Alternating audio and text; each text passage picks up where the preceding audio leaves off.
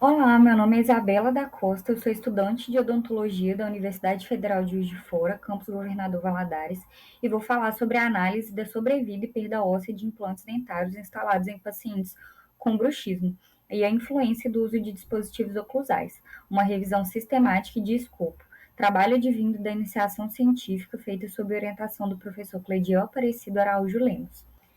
Os implantes dentários vêm sendo cada vez mais utilizados como uma forma de tratamento reabilitador oral da função e estética, tanto para perdas faciais quanto para perdas totais. Alguns fatores de risco sistêmicos, locais, habituais, estão relacionados ao aumento de taxa de falha em implantes, tais como a doença periodontal e o tabagismo.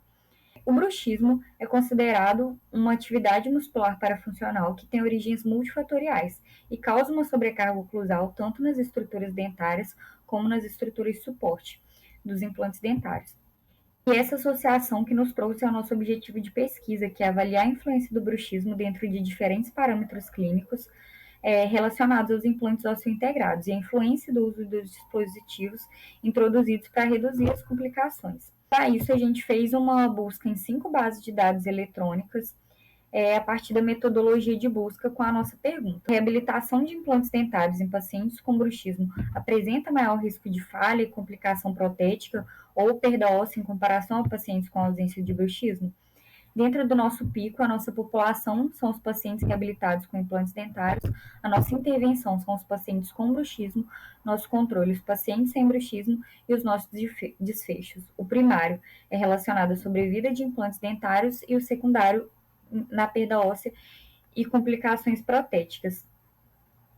Foram incluídos estudos de intervenção observacionais com no mínimo 10 implantes dentários com bruxismo do sono ou de vigília, independente do diagnóstico, em um período de acompanhamento de no mínimo 12 meses. E foram excluídos relatos de casos, revisões, estudos computacionais, estudos in vitro, estudos em animais e estudos que não tenham considerado alguns dos desfechos. Para a nossa meta-análise foi usado a taxa de sobrevivência e complicação através da razão de risco. Nossa busca inicial partiu de 1916 artigos, onde dentre esses 20 foram selecionados para o estudo. Em relação à meta-análise de sobrevida, a gente pode observar que os pacientes com bruxismo apresentaram significativamente maior chance de falha de implante comparado ao grupo controle, com uma relação de risco de 2,25. Em relação às complicações, apenas 5 estudos relataram dados para possibilitar a meta-análise, e pôde ser observado também um maior risco de falha para pacientes com bruxismo, mas uma relação de risco de 1,84. Um único artigo do nosso estudo apresentou 98,5% do peso da análise de amostra. Isso pode ter contribuído para essa diferença. Em relação à perda óssea, marginal, não foi possível considerar uma meta-análise por causa da ausência de dados de média e de desvio padrão.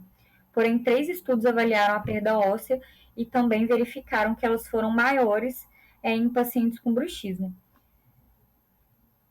Dos estudos incluídos, nenhum destacou os dispositivos interoclusais. E, além disso, os dados levantados pela revisão de escopo indicaram que ainda precisam de muitos estudos comparativos direto avaliando a influência do uso de dispositivos oclusais, principalmente variando o tipo de material e sua espessura em relação aos diferentes tipos de tratamento protético, removíveis ou fixas com diferentes extensões.